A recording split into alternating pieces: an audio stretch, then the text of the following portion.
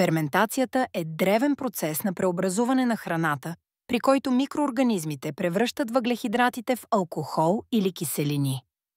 По време на този процес полезните бактерии и дрожди се размножават, създавайки пробиотици и други здравословни съединения. Много традиционни храни по целия свят, като кимчи, кисело зеле и кефир, са резултат от ферментацията. Хлябът с закваска е чудесен пример за ферментация, където дивите дрожди и бактерии създават уникален вкус и текстура. В производството на бира и вино, дрождите превръщат захарта в алкохол чрез ферментация.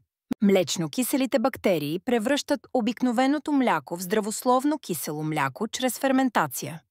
Соевите продукти като мисо и соев сос получават своя богат вкус след месеци или години на ферментация.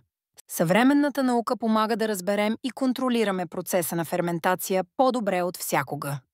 Ферментацията не само консервира храната, но и подобрява нейната хранителна стойност и усвояемост.